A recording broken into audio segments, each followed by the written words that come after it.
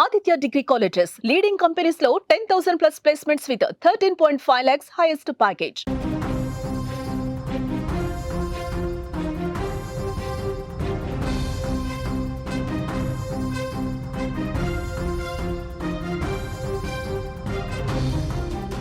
గండికోటలో దారుణ హత్యకు గురైన బాలిక వైష్ణవి మర్డర్ మిస్టరీ వీడింది.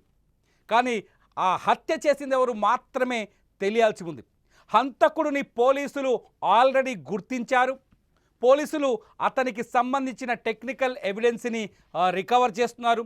హత్య చేయడానికి గల కారణాలేంటి అనేవి ఆరా తీస్తున్నారు.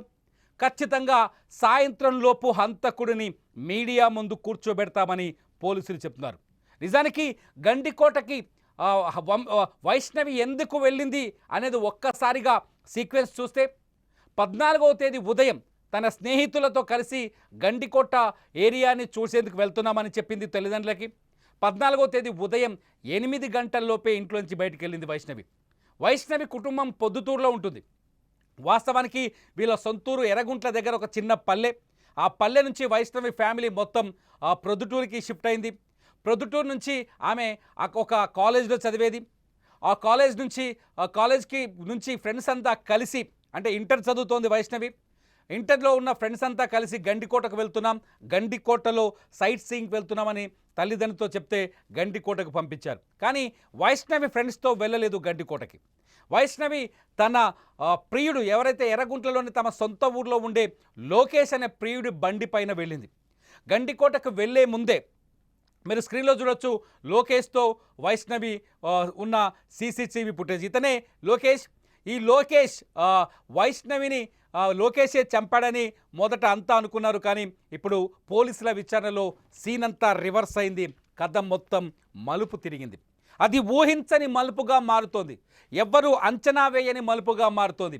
వైష్ణవిని చంపింది ఎవరో ఖచ్చితంగా పోలీసులకు తెలుసు. అతని ఫోటోలు, అతని సీసీటీవీ ఫుటేజ్, అతను హత్య చేస్తున్న సందర్భానికి సంబంధించిన విజువల్స్ అన్నీ పోలీసుల దగ్గర ఉన్నాయి. మీరు గండికోటలో పోలీసులు రీసెర్చ్ చేస్తున్న వీడియోస్ చూస్తున్నారు. గండికోటలో ఇవాళ ఉదయం డిఐజీ ప్రవీణ్ తన బృందంతో వచ్చాడు. హంతకుడు ఎవరో తెలిసిన తర్వాత హత్య జరిగిన తర్వాత ఎలా జరిగిందనే అంశాన్ని సీన్ రీకన్స్ట్రక్ట్ చేస్తున్నారు. డిఐజీ ప్రవీణ్ హత్య జరగడానికి గల కారణాలన్నింటినీ అక్కడున్న పోలీసులు ఆయనకు వివరిస్తున్న సీన్ చూస్తున్నారు మీరు. గండికోటకు వచ్చే ముందే లోకేష్ అలాగే బాధిత వైష్ణవి వీళ్ళిద్దరూ ఒక ప్రాంతంలో రూమ్ తీసుకొని దాదాపు 2 గంటలు అక్కడ ఉన్నట్టుగా పోలీసులు బాహాటంగానే చెబుతున్నారు. ఆ తర్వాత లోకేష్ ఆ అమ్మాయిని తీసుకొచ్చి గండికోట గేటు దగ్గర ప్రధాన ద్వారం దగ్గర వదిలేసి అక్కడి నుంచి వెళ్ళిపోయాడు. మనకు విజువల్స్లో నిన్న చూసాం మనం.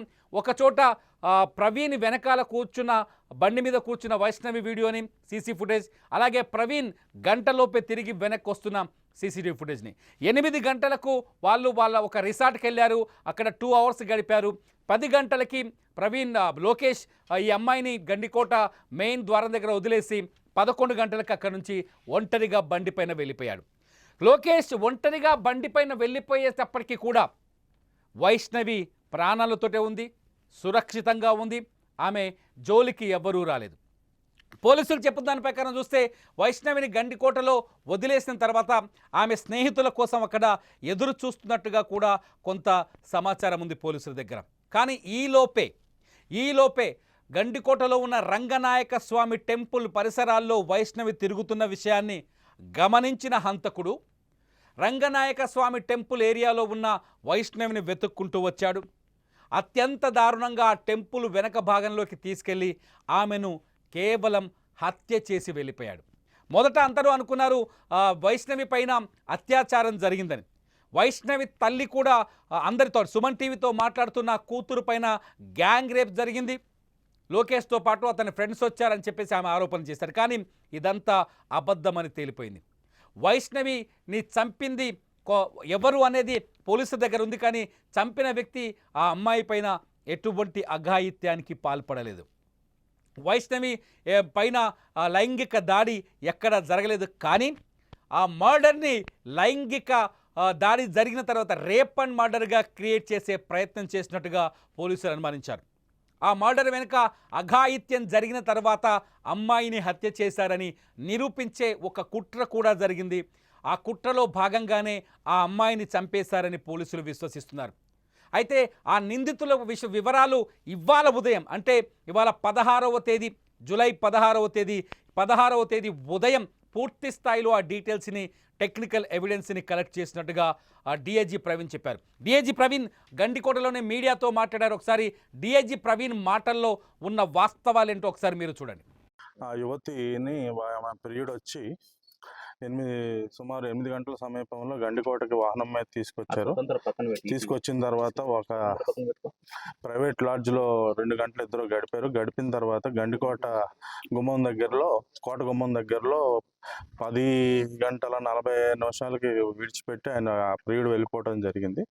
తర్వాత 11 గంటల సమీపంలో ఈ రంగనాయక స్వామి మందిరంలో ఆమె బ్యాగ్ వేసుకుని నడుచుకుంటూ ఉంటాం అనేది మనకి తెలిసింది. తర్వాత ఏం జరిగింది అనేది తెలియదు. నిన్న పొద్దుట ఆమె శవమై మనకి ఇక్కడ ఈ రంగనాథ స్వామి ఆలయం వెనక భాగంలో ఆమె శవం పడి ఉండటం, ఆమె ఏమంటారు టాప్ పైన వేసుకున్న వస్త్రాలు ఒలిచి వేసి ఉండటం అన్నీ చూసాం. చాలా దిగ్భ్రాంతి కలిగించింది. దీని మీద మనం అన్ని కోణాల్లోనూ ప్రస్తుతం అన్ని కోణాల్లోనూ దర్యాప్తు చేస్తున్నాం. దీనికి సంబంధించి మనకి కీలకమైన క్లూలు ఈరోజు ఉదయం మనకు లభించడం జరిగింది. ఇంతవరకు మనం అంటే ప్రామాణికంగా మనం చెప్పగలిగింది ఏంటంటే ఆమె హత్య చేయట్లో ఆమె యొక్క ప్రియుడి పాత్ర అనేది ఏమాత్రం లేదు. అది మనం రూల్ అవుట్ చేసాం. ఎవరు చేశారనే దాని మీద అయితే మనం ఖచ్చితమైన క్లూస్ అయితే మనకి ఈరోజు ఉదయం లభించడం జరిగింది. ఉదయం కూడా కాదు, మేము ఇక్కడికి వచ్చే సమయంలోనే మాకు లభించాయి.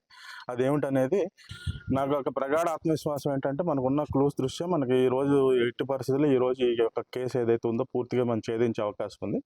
ఆమె పైన ఎటువంటి లైంగిక దాడి అయితే జరగలేదు. ఆయన వాళ్ళ పెద్దనాన్న కొడుకు అయితే రావడం జరిగింది.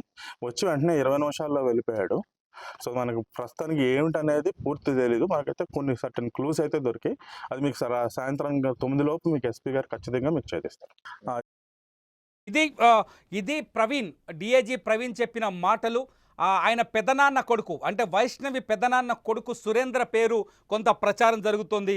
అతని పాత్ర ఉందనే చర్చ కూడా మీడియాలో జరుగుతుంది. కానీ వాస్తవాలు ఇంకా బయటకు రావాల్సి ఉన్నాయి.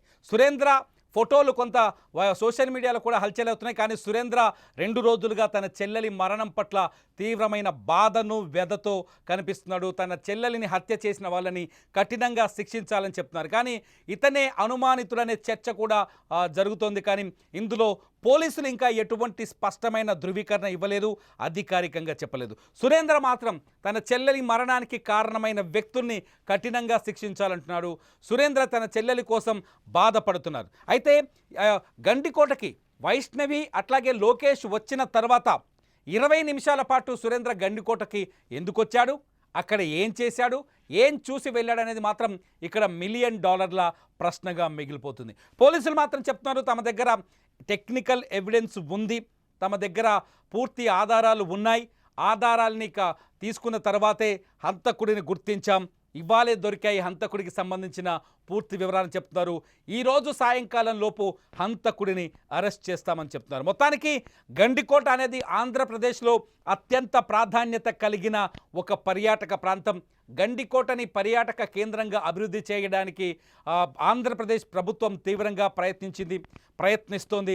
అటువంటి చోట ఇటువంటి దారుణం జరగడం అనేది మొత్తం కీర్తి ప్రతిష్టలకు, గండికోట కీర్తి ప్రతిష్టలకే మాయని మచ్చగా మారుతుంది. గండికోటలో ఇటువంటి సంఘటనని ఎవరు ఎక్స్పెక్ట్ చేయరు. కాబట్టి పోలీసులు చాలా సీరియస్గా తీసుకున్నారు ఈ కేసుని. వైష్ణవి హత్య కేసుని చాలా వీలైనంత తొందరగా ఛేదించే పనిలో పడ్డారు. మొత్తానికి ఒకసారి వైష్ణవి కథలోకి వెళ్తే, వైష్ణవి ఇంటర్ చదువుతోంది. లోకేష్ అనే వ్యక్తితో ఆమెకు సంబంధం ఉన్నట్టుగా తెలుస్తోంది. లోకేష్ని తప్పించుకోవడానికి ఆమె కుటుంబం వైష్ణవితో పాటు మొత్తం ఫ్యామిలీ పొద్దుటూరుకి షిఫ్ట్ అయింది. పొద్దుటూరుకి షిఫ్ట్ అయిన తర్వాత కూడా లోకేష్ వైష్ణవిని తరచూ కలుస్తూ ఉండేవాడు. గండికోటకు వచ్చే ముందు కూడా లోకేష్ వైష్ణవిని కలిశాడు. వైష్ణవితో ప్రైవేట్గా ఒక ప్లేస్లో 2 అవర్స్ ఉన్నాడు. ఆ తర్వాత వైష్ణవిని తీసుకొచ్చి గండికోట మెయిన్ గేట్ దగ్గర వదిలేసి అక్కడి నుంచి వెళ్ళిపోయాడు. అంటే లోకేష్ వైష్ణవితో ఉన్నంతసేపు ఆమె సేఫ్గానే ఉంది, ఆమె పైన ఎటువంటి దాడి జరగలేదు, ఆమె ప్రాణాలతోనే ఉందని పోలీసులు నిర్ధారణ చేసుకున్న తర్వాతే ఇదంతా రూల్డ్ అవుట్ అని చెప్తున్నారు పోలీసులు. లోకేష్ పాత్ర, వైష్ణవి ప్రియుడు లోకేష్ పాత్ర లేదని చాలా స్పష్టంగా ధృవీకరిస్తున్నారు పోలీసులు. మొత్తంగా మరి హంతకుడు ఎవరు అనుకుంటున్నారు? మీరెవరు అనుకుంటున్నారు హంతకుడు? నిజానికి వాళ్ళ అన్న పేరు తెరపైకి వస్తుంది కానీ పోలీసులు ఇప్పుడు ఇంకా అధికారికంగా ప్రకటించలేదు, చెప్పలేదు. అందులో మనకు ఎటువంటి ఆధారాలు కూడా కనిపించట్లేదు. సో ఇది కేవలం ఇప్పటికైతే ప్రచారం మాత్రమే. మరి అసలు హంతకుడు ఎవరై ఉంటారు? ఆ అమ్మాయి పైన అఘాయిత్యం చేయకుండా హత్య చేసి వెళ్లాల్సిన అవసరం వాళ్ళకేమొచ్చుంటుంది? మీరు ఈ వీడియో కింద కామెంట్ చేయండి.